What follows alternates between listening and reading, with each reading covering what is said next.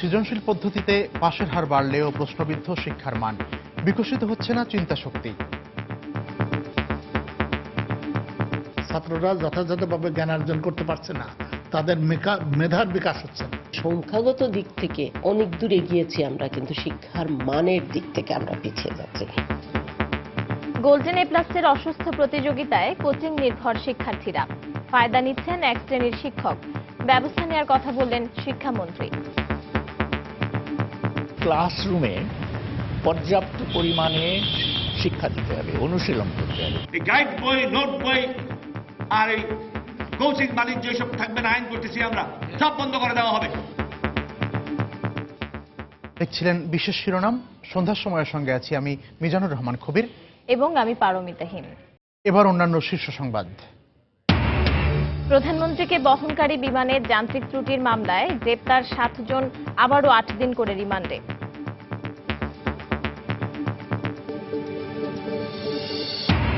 31st নাইটকে ঘিরে জমজমাট পর্যটন শহর কক্সবাজার। থাকছে 3 দিনের বিচ কার্নিভাল, বাড়ছে পর্যটকদের আনাগোনা। রাজধানীর পূর্বাচলে আগামী বছর শুরু হচ্ছে বাণিজ্য মেলার স্থায়ী প্রাঙ্গণের নির্মাণ কাজ। যোগাযোগের ব্যবস্থা না হলে মিলবে না সুফল, বলছেন সংশ্লিষ্টরা। এবং ভুল শুধরে কাল নেলসনে সিরিজের শেষ ম্যাচে মাঠে নামবে টাইগাররা। হোয়াইট ওয়াশ এড়ানোই লক্ষ্য, সিরিজ জয়ের পর নির্ভার নিউজিল্যান্ড।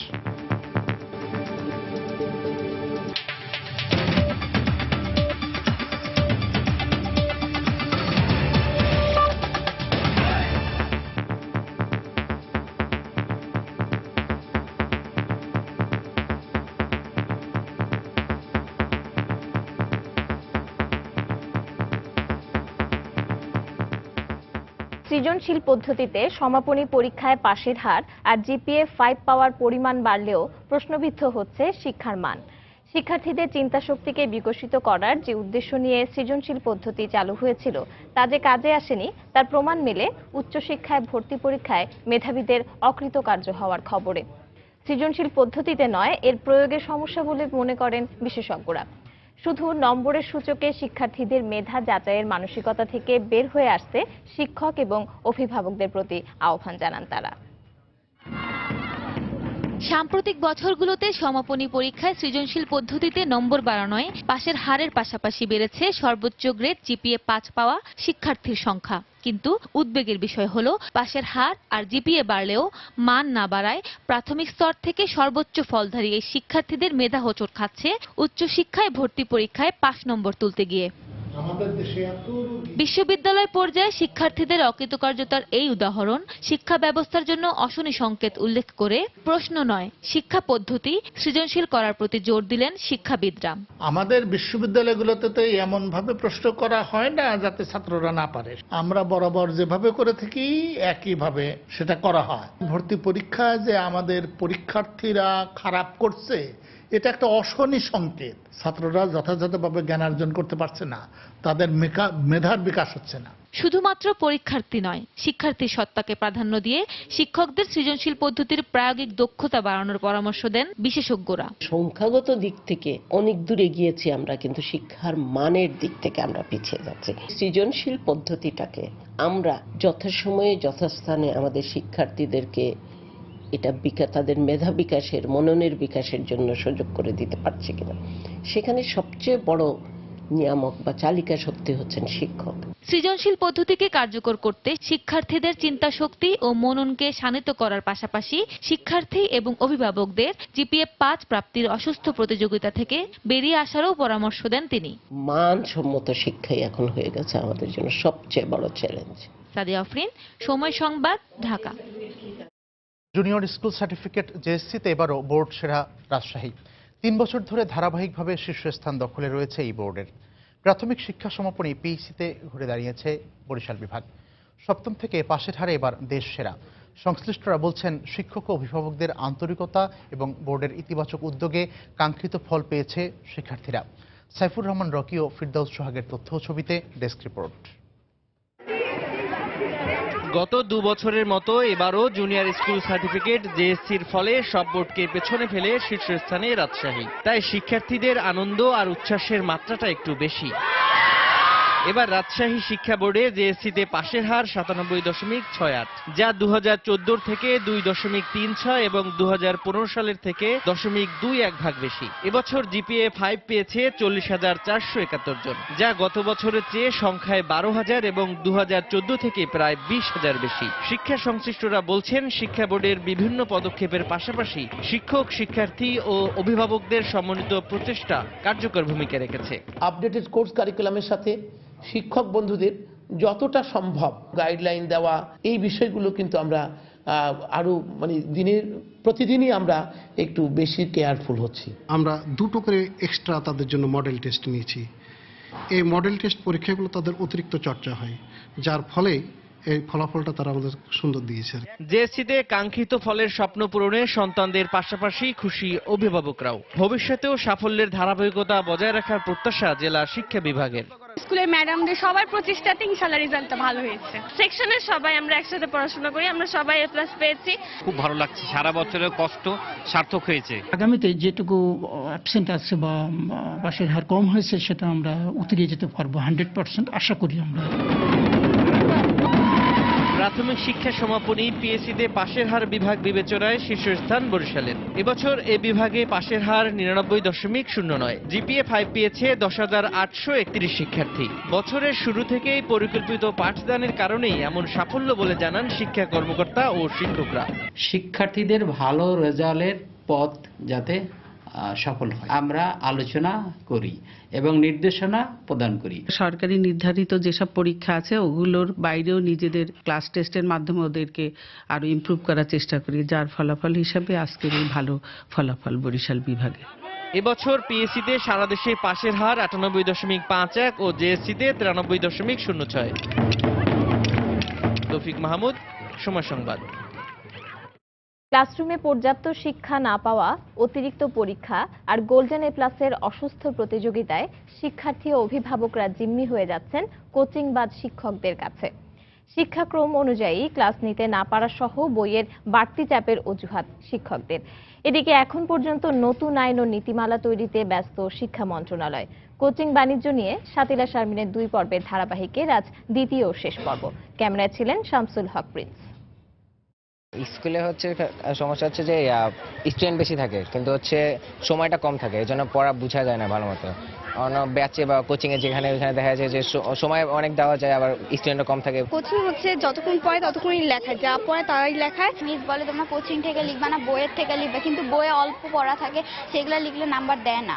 মডেল কোশ্চেনগুলো আছে সেগুলো দেখায়, পরীক্ষা নেয়, মডেল টেস্ট নেয়। আমাদের এতগুলো করতে মাত্র 45 মিনিট দেয়, তো তাই পড়াশোনার চাপটা একটু বেশি হয়ে যায়। চাপ তো প্রচুর থাকে, বাবা-মার থেকে চাপ আসে, শিক্ষকদের থেকে চাপ আসে। কলেজে জিপিএ 5 না পেলে ভর্তি ভালো চান্স পাবে না। বাংলাদেশ পরিসংখ্যান ব্যুরোর এক তথ্য মতে দেশের প্রতিটি পরিবার গড়ে শিক্ষা খরচে প্রায় 30% ব্যয় করে প্রাইভেট টিউশনি এবং কোচিং এর পিছনে। এত টাকা খরচ করার পরেও সন্তান কতটা মানসম্পন্ন শিক্ষা পাচ্ছে তা নিয়ে সন্দিহান অভিভাবকেরা। পরীক্ষার সাজেশন অনুযায়ী পড়াতে গিয়ে মূল বিষয়টা থেকে আমরা অনেক দূরে সরে গেছি, যে বেসিক যেটা সেটাই হয়তো আমাদের ভালো করে উঠছে না। এত কিন্তু ডিফিকাল্ট না, কিন্তু আমরা নিজেরাই ডিফিকাল্টের মধ্যে চলে আসছি, আমরাই আমাদের জন্য দায়ী। বহন করতে পারবে 1 কেজির মাল, তাকে যদি 5 কেজি দেওয়া হয় তাহলে হবে কি করে? যার জন্য বাধ্য হয়ে মা বাপরা কোচিং এ দিচ্ছে। বাচ্চা স্কুলে দেওয়া, স্কুলে নেওয়া এবং বাচ্চাকে বাসায় দেখানোর যে সময়টা, এটা আমাদের জন্য খুবই একটা কষ্টদায়ক হয়ে যায়। আমরা মারা একটা প্রতিযোগিতায় নামছি, দেখা যায় আমি সবাই চাচ্ছি যে আমার বাচ্চা ভালো করুক, প্লেস করুক। বইয়ের বাড়তি চাপে শিক্ষাক্রম অনুযায়ী ক্লাস নেওয়া সম্ভব হচ্ছে না বলে অজুহাত শিক্ষকদের। কারিকুলামে যে সময়টা নির্ধারণ করা হয়েছে তার চেয়ে আমরা প্রায় প্রতি বিষয়ই 100 থেকে 140 মিনিট কম পড়াচ্ছি। শিক্ষাবিদরা জানালেন, পাঠ্যক্রম আর বইয়ে পরিবর্তন আসলেও স্কুলের পড়ানোর ধরনে কোনো পরিবর্তন আসেনি। ক্লাসরুমে পর্যাপ্ত পরিমাণে শিক্ষা দিতে হবে, অনুশীলন করতে হবে, যে শিক্ষকরা যাতে ওই ক্লাসরুমকেই গুরুত্ব দেন। পরীক্ষা কমিয়ে এনে নতুন আইন ও নীতিমালা তৈরি করা হচ্ছে বলে জানালেন শিক্ষামন্ত্রী। খুবই অনৈতিক এবং তাদের পেশার সাথে কোনোভাবেই সঙ্গতিপূর্ণ না। বন্ধ যদি বলেন এই অর্থে বাণিজ্য বন্ধ করতে চাই, এইটা দেখার জন্য যে আমরা সত্যিই কঠিন কিনা হয়ে গেছে কিনা, বেশি হয়ে গেছে কিনা, কি ব্যবস্থা নেওয়া উচিত। এই যে পরীক্ষা পদ্ধতিটা চলবে না, তো আমি বলেই আসতেছি যে আমাদের সংস্কার করতেই হবে, শর্ট করে নিয়ে আসতে হবে। জানালেন পরিবর্তন আসবে আমূল শিক্ষা ব্যবস্থায়। শাতিলা শারমিন, সময় সংবাদ, ঢাকা। বাণিজ্যিক উদ্দেশ্যে পরিচালিত কোচিং সেন্টার ও গাইড বই আইন করে বন্ধ করে দেওয়ার আবার হুঁশিয়ারি দিয়েছেন শিক্ষামন্ত্রী নুরুল ইসলাম নাহিদ। সকালে রাজধানীর ধানমন্ডিতে সরকারি টিচার্স ট্রেনিং কলেজ মিলনায়তনে এক অনুষ্ঠানে তিনি কথা বলেন। তিনি অভিযোগ করেন, যাদের ছেলেমেয়েরা দেশের বাইরে লেখাপড়া করছে তারাই না বুঝে পিএসসি জেএসসি পরীক্ষার বিরোধিতা করে। এই গাইড বই, নোট বই আর এই কোচিং বাণিজ্য এসব থাকবে না, আইন করতেছি আমরা, সব বন্ধ করে দেওয়া হবে। সবাইকে পড়াইতে হবে, পরীক্ষা আমরা একটা করেছি, বেশি নম্বর পাবে সে বৃত্তি পাবে। এই যুক্তিটাকেও মানতে চায় না কেন? কারণ তার বাচ্চা তো বিদেশে আছে, তারা বুঝতে পারেন না তার কি অবস্থা। আজকে যদি আমাদের এইসব পরীক্ষা না থাকতো, অনেক বাচ্চা আসতো না, কারণ এই সার্টিফিকেট পাওয়ার আশায় আসে, তার আত্মবিশ্বাসও হয় এবং স্কুলেও আসে, টিকেও থাকে। সব সাহিত্যের মধ্যে এটা বড় বিষয়। প্রধানমন্ত্রীকে বহনকারী বিমানে যান্ত্রিক ত্রুটির ঘটনার মামলায় বাংলাদেশ বিমানের 7 কর্মকর্তাকে দ্বিতীয় দফায় 8 দিন করে রিমান্ড মঞ্জুর করেছেন আদালত। দুপুরে মহানগর হাকিম আদালতের বিচারক ওয়াইজ কুরুনি খান চৌধুরী রিমান্ড আবেদন মঞ্জুর করেন। প্রথম দফায় 7 দিনের রিমান্ড শেষে আরও জিজ্ঞাসাবাদের জন্য দুপুর 2:45টার দিকে আদালতে তোলা হলে জামিন নামঞ্জুর করে রিমান্ডের আদেশ দেন আদালত। এর আগে 20 ডিসেম্বর রাতে বাংলাদেশ বিমানের ইঞ্জিনিয়ারিং অ্যান্ড মেইনটেনেন্স বিভাগের পরিচালক SM আসাদুজ্জামান বিমানের 9 কর্মকর্তার বিরুদ্ধে বিমানবন্দর থানায় মামলা করেন। পরে 21 ডিসেম্বর রাতে রাজধানীর বিভিন্ন স্থানে অভিযান চালিয়ে বিমানের 7 কর্মকর্তাকে গ্রেপ্তার করে পুলিশ।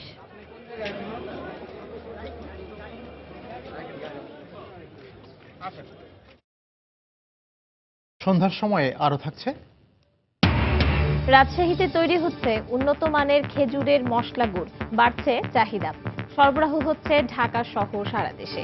জঙ্গিবাদকে পুরোপুরি শেষ না করা পর্যন্ত পুলিশের অভিযান চলবে বলে জানিয়েছেন পুলিশের মহাপরিদর্শক।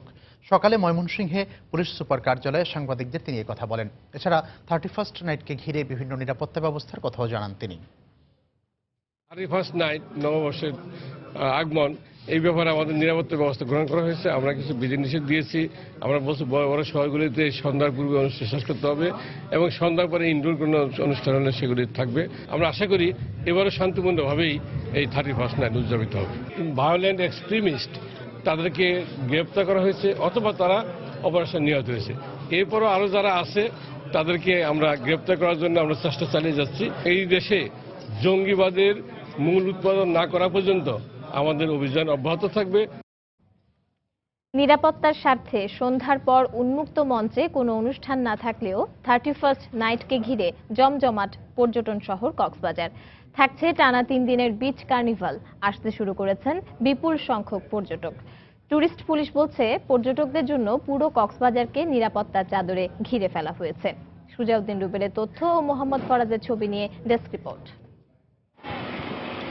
বিশ্বের দীর্ঘতম সমুদ্র সৈকত কক্সবাজারে 31st নাইট মানেই আনন্দ, উল্লাস আর উৎসবে মেতে ওঠা। তবে এবারও নিরাপত্তার স্বার্থে সন্ধ্যার পর থেকে উন্মুক্ত স্থানে সব ধরনের অনুষ্ঠান বন্ধ রাখার সিদ্ধান্ত নিয়েছে প্রশাসন। কিন্তু তারপরও পর্যটকদের কক্সবাজারে ভ্রমণে আগ্রহের কোনো কমতি নেই। আসতে শুরু করেছে পর্যটকরা, আর শতভাগ অগ্রিম বুকিং হয়েছে 4 শতাধিক হোটেল, মোটেল, গেস্ট হাউস ও রিসোর্টগুলোর রুম। আর পর্যটকদের আকর্ষণ বাড়াতে অভিজাত হোটেলগুলো আয়োজন করবে বিশেষ অনুষ্ঠান।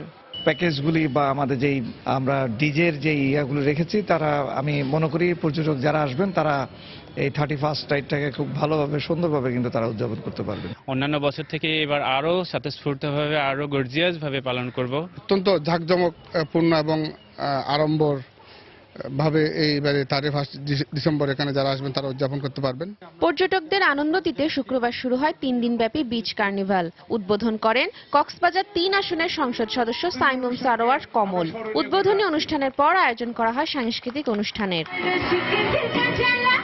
এদিকে টুরিস্ট পুলিশের কর্মকর্তা জানালেন, জেলা পুলিশের সাথে সমন্বয় করে পর্যটকদের নিরাপত্তায় সর্বোচ্চ ব্যবস্থা নেওয়া হয়েছে। 30 থেকে 1 তারিখ পর্যন্ত যে কার্নিভাল রয়েছে সেজন্য আমাদের নিরাপত্তা চাদর এই বিচে অব্যাহত থাকবে এবং এই আগামী মাস পর্যন্ত এই পর্যটন মৌসুমে যারা পর্যটক আসবেন আশা করি তারা স্বাচ্ছন্দ্যে এবং নিরাপদে ভ্রমণ করতে পারবেন। এবার বছরের শেষ দিনটিতে পর্যটকদের আগমন অতীতের সকল রেকর্ড ছাড়িয়ে যাবে বলে আশা করছেন পর্যটক সংশ্লিষ্টরা। সময় সংবাদ, কক্সবাজার। খাদ্যমন্ত্রী অ্যাডভোকেট কামরুল ইসলাম বলেছেন, দলের ক্ষতি পুষিয়ে নিতে বিএনপি আগামী নির্বাচনে অংশ নিলেও তাদের পরিণতি হবে নারায়ণগঞ্জের নির্বাচনের মতোই। আর আওয়ামী লীগের যুগ্ম সাধারণ সম্পাদক মাহবুবুল আলম হানিফ বলেছেন, জয়লাভের সুযোগ নেই বলে বিএনপির দৃষ্টিতে কোনো নির্বাচনই সুষ্ঠু হবে না। দুপুরে রাজধানীর ইনস্টিটিউট অফ ডিপ্লোমা ইঞ্জিনিয়ার্সে ঢাকা মহানগর দক্ষিণ আওয়ামী লীগের এক যৌথ সভায় তারা একথা বলেন।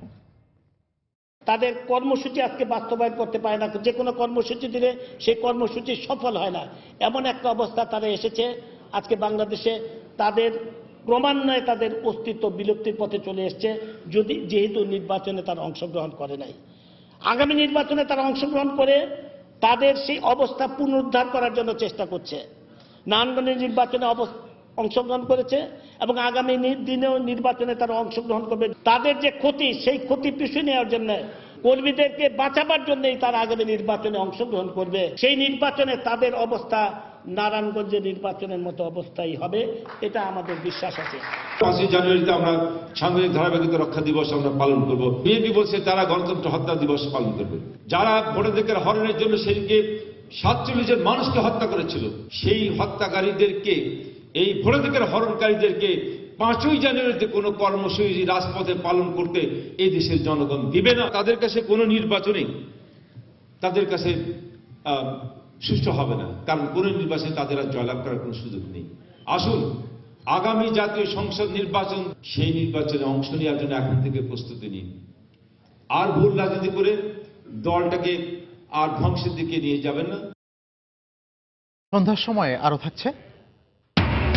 হ্যাকিং করে নির্বাচনে প্রভাব বিস্তারের অভিযোগে 35 রুশ কূটনীতিককে বহিষ্কার করল যুক্তরাষ্ট্র। সমসংখ্যক মার্কিন কূটনীতিক অপসারণের উদ্যোগ মস্কোর। খেজুরের রস আর খেজুরের গুড় ছাড়া যেন অপূর্ণই থেকে যায় শীত মৌসুম। এ কারণে মুখরোচক খেজুরের গুড় তৈরির ব্যস্ততা দেখা যায় গ্রামাঞ্চলে। রাজশাহীর 4 উপজেলায় ভেষজ নির্যাস মিশিয়ে তৈরি হচ্ছে খেজুরের মশলা গুড়। গুণগত মান উন্নত হওয়ায় বাড়ছে এর চাহিদা। উপজেলার হাটগুলোতে পাইকারদের সমাগমে এই গুড় যাচ্ছে ঢাকাসহ দেশের বিভিন্ন স্থানে। ভালো দাম পেয়ে খুশি গাছি ও ব্যবসায়ীরাও। আব্দুল সালামের তোলা ছবিতে রাকিবুল হাসানের রিপোর্ট।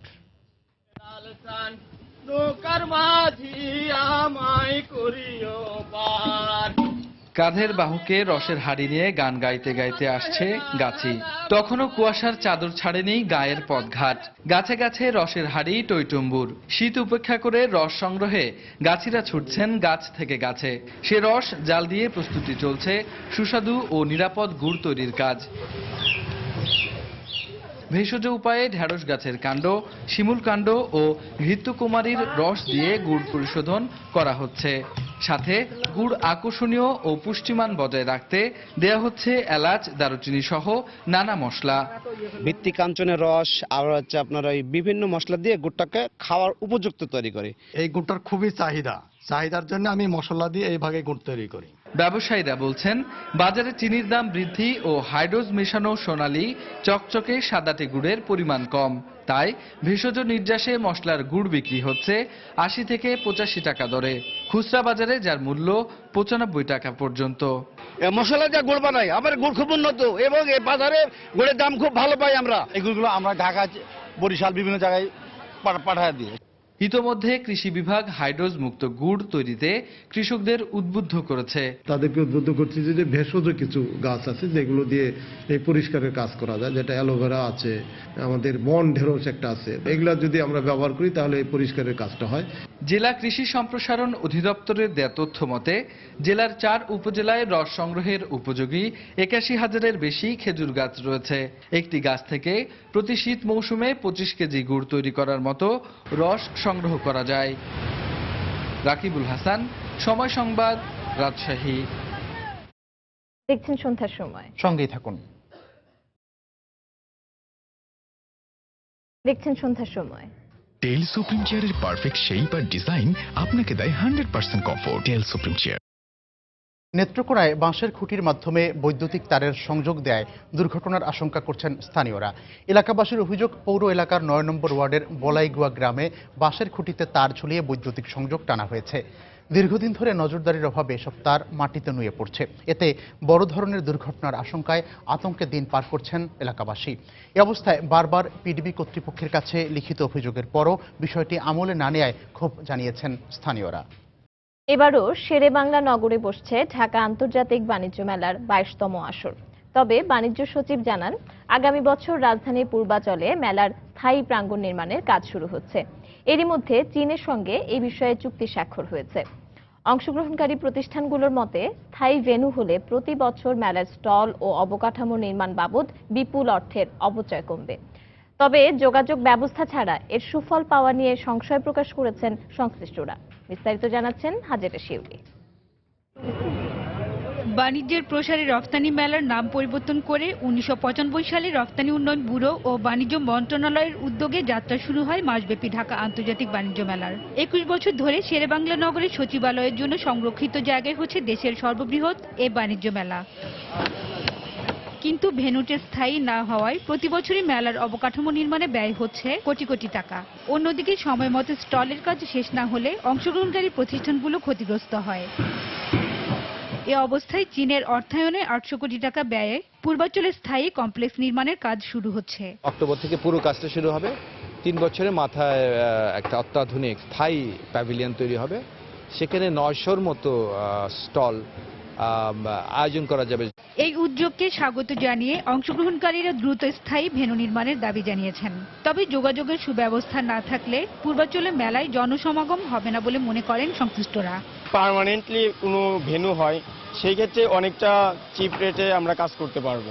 অনেক স্পেস আছে, অনেক বড় করে করা যাবে, কিন্তু কমিউনিকেশনটা ভেরি ইম্পর্টেন্ট। এই মুহূর্তে মানুষ পূর্বাঞ্চলে গিয়ে একটা ইন্টারন্যাশনাল ট্রেড ফেয়ারে অংশগ্রহণ করতে ইচ্ছুক হবে কিনা এটা হচ্ছে গিয়ে কথা। ওইখানে যাওয়ার জন্য যে হ্যাসেলগুলো নিতে হবে আমাদের কনজিউমারদের, ক্রেতাদের, সেই হ্যাসেলটা নিতে যাবে না। এদিকে মাত্র একদিন বাকি থাকলেও 22তম বাণিজ্য মেলার এখনো সব স্টল বরাদ্দ ও সৌন্দর্য বর্ধনের কাজ শেষ হয়নি। তবে ইপিবির আশা নির্ধারিত সময়ের মধ্যেই সব কাজ শেষ হবে। ওখানে বিভিন্ন মালামাল ছড়িয়ে ছিটিয়ে আছে, আসলে নির্মাণ কাজ করলে যা হয়, কিন্তু আমরা আশা করি 1 তারিখের পূর্বেই প্রস্তুতি যেটা দরকার আমরা সেটা সম্পন্ন করতে পারবো।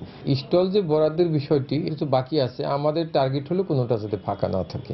শুধু মেলার মূল অবকাঠামো ও আনুষঙ্গিক সুযোগ সুবিধা তৈরিতে এবছর ইপিবির ব্যয় হয়েছে 18 কোটি টাকা। আর এক একটি স্টল ও প্যাভিলিয়ন নির্মাণে অংশগ্রহণকারীদের ব্যয় হচ্ছে কয়েক লাখ থেকে 1 কোটি টাকা পর্যন্ত। হাজেরা শিউলি, সময় সংবাদ, ঢাকা। দেখছেন সন্ধ্যার সময়, সঙ্গেই থাকুন। দেখছেন সন্ধ্যার সময়। 35 রুশ কূটনীতিককে বহিষ্কারের পাল্টা ব্যবস্থা হিসেবে রাশিয়া থেকে সমান সংখ্যক মার্কিন কূটনীতিক বহিষ্কারের প্রস্তাব নাকচ করে দিয়েছেন রুশ প্রেসিডেন্ট ভ্লাদিমির পুতিন। সাইবার হামলা চালিয়ে মার্কিন প্রেসিডেন্ট নির্বাচনকে প্রভাবিত করার অভিযোগে বৃহস্পতিবার রাশিয়ার বিরুদ্ধে নতুন অর্থনৈতিক নিষেধাজ্ঞা আরোপের পাশাপাশি কূটনীতিক বহিষ্কারের ঘোষণা দেয় যুক্তরাষ্ট্র। শুধু তাই নয়, নিউ ইয়র্ক ও মেরিল্যান্ডে 2টি রুশ কার্যালয় বন্ধ করে দেওয়ারও ঘোষণা দেওয়া হয়েছে। মার্কিন প্রেসিডেন্ট নির্বাচনের প্রচারণার চলার সময় ডেমোক্র্যাট দলের দাপ্তরিক ও বিভিন্ন কর্মকর্তাদের ওয়েবসাইট হ্যাকিংয়ের খবর আসে গণমাধ্যমে। নির্বাচনে ডেমোক্র্যাটদের পরাজয়ের পর রাশিয়ার বিরুদ্ধে হ্যাকিংয়ের মাধ্যমে মার্কিন রাজনীতিতে অবৈধ হস্তক্ষেপের সরাসরি অভিযোগ করে যুক্তরাষ্ট্র। এ অভিযোগের পরিপ্রেক্ষিতেই বৃহস্পতিবার মার্কিন পররাষ্ট্র দপ্তর থেকে ওয়াশিংটন ডিসির রুশ দূতাবাস ও সান ফ্রান্সিসকো কনসুলেটের 35 কূটনীতিককে অবাঞ্ছিত উল্লেখ করে পরবর্তী 72 ঘন্টার মধ্যে পরিবার সহ যুক্তরাষ্ট্র ছেড়ে যেতে বলা হয়। পাশাপাশি মেরিল্যান্ড ও নিউ ইয়র্কে গোয়েন্দা তথ্য কেন্দ্র হিসেবে ব্যবহৃত 2টি রুশ কার্যালয় বন্ধ করে দেওয়ারও ঘোষণা দেওয়া হয়। একই সঙ্গে রুশ গোয়েন্দা সংস্থা জিআরইউ ও এএফসির 4 গোয়েন্দা কর্মকর্তা এবং 3টি প্রতিষ্ঠান প্রত্যক্ষভাবে সাইবার হামলার পরিচালনায় সহায়তা দিয়েছে বলে অভিযোগ করে তাদের উপরও নিষেধাজ্ঞা আরোপ করা হয়। যুক্তরাষ্ট্রের এই পদক্ষেপের পরদিন শুক্রবার পাল্টা ব্যবস্থা হিসেবে 35 জন মার্কিন কূটনীতিককে বহিষ্কারের জন্য রুশ প্রেসিডেন্ট ভ্লাদিমির পুতিনের কাছে প্রস্তাব করে দেশটির পররাষ্ট্র দপ্তর। তবে এই প্রস্তাব নাকচ করে দেন পুতিন। ক্রেমলিন এক বিবৃতিতে জানায়, ওবামার সুপরিকল্পিতভাবে ফেলা বর্ষির টোপে সাড়া দেবেন না পুতিন। ডোনাল্ড ট্রাম্প ক্ষমতায় আসলে রুশ মার্কিন সম্পর্ক নতুন করে গড়ে উঠবে বলেও বিবৃতিতে আশা প্রকাশ করা হয়। নির্বাচনকে প্রভাবিত করা ও মার্কিনীদের জাতীয় স্বার্থে হস্তক্ষেপের অভিযোগ তুলে রাশিয়ার বিরুদ্ধে যুক্তরাষ্ট্রের এ খড়গহস্ত হওয়াকে ডেমোক্র্যাট সরকারের প্রতিহিংসার বহিঃপ্রকাশ বলে মনে করছেন বিশেষজ্ঞরা।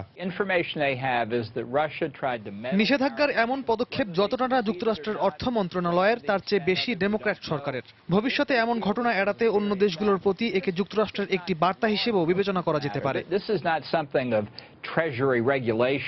ইউক্রেন ও সিরিয়া বিষয়ে মতপার্থক্য ওয়াশিংটন মস্কো সম্পর্কের শীতলতাকে গত 2 বছরে স্পষ্ট করেছে। ওবামা প্রশাসনের এমন পদক্ষেপের মাধ্যমে 2 বিশ্ব শক্তির বৈরিতা আরও ঘনীভূত হলেও ট্রাম্পের দায়িত্ব গ্রহণের পর পরিস্থিতি আবার স্বাভাবিক হতে পারে বলে ধারণা বিশ্লেষকদের। রবিউল ইসলাম আওলাদ, সময় সংবাদ।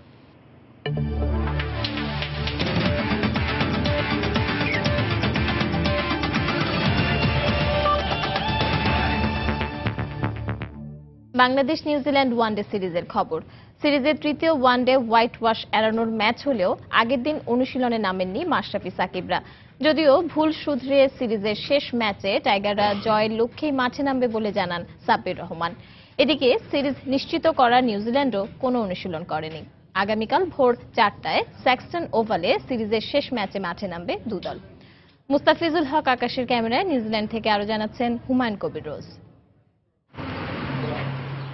ইতিহাসে প্রথমবারের মতো নিউজিল্যান্ডের মাটিতে জয়ের খুব কাছে গিয়েও স্বপ্নিল জয়টি চলে গেছে দূর বহুদূর।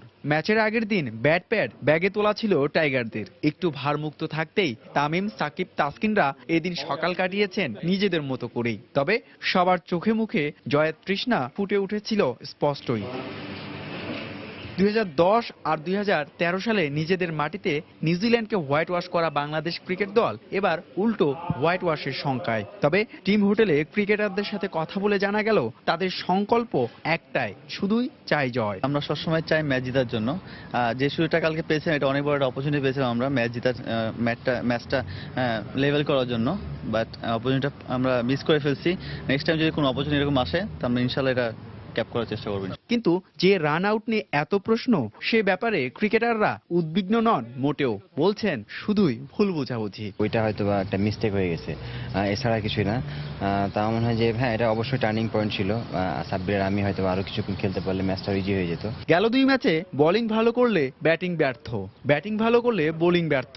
এক কথায় টিম বাংলাদেশ হয়ে খেলতে পারছে না মাশরাফির দল। সিরিজ খোয়ানোর পর উপলব্ধি করতে পারছেন ক্রিকেটাররা। ফার্স্ট ওয়ানডেতে আমরা ব্যাটিং ভালো করছি, বোলিংটা ভালো হয় না। বাট লাস্ট ওয়ানডেতে বোলিংও ভালো করছে, ব্যাটিংটা ভালো হয় না। তার মানে 2টা ওয়ানডে থেকে আমাদের টিমে অনেক কিছু আমরা বুঝতে পারছি। মানসিকভাবে একটু চাঙ্গা থাকতেই নিউজিল্যান্ড দলের মতো এদিন অনুশীলন করেনি বাংলাদেশ। শেষ বিকেলে তারা গিয়েছিল ন্যানসেলের ন্যাশনাল পার্কে স্বস্তি খুঁজতে। হুমায়ুন কবির রোজ, সময় সংবাদ, নিউজিল্যান্ড। সন্ধ্যার সময়ে এ পর্যায়ে শীর্ষ সংবাদ জানিয়ে দিচ্ছি আরেকবার। সৃজনশীল পদ্ধতিতে পাশের হার বাড়লেও প্রশ্নবিদ্ধ শিক্ষার মান। প্রশ্ন নয়, শিক্ষাকে সৃজনশীল করার পরামর্শ বিশেষজ্ঞদের। প্রধানমন্ত্রীকে বহনকারী বিমানের যান্ত্রিক ত্রুটির মামলায় গ্রেফতার 7 জন আবারও 8 দিন করে রিমান্ডে।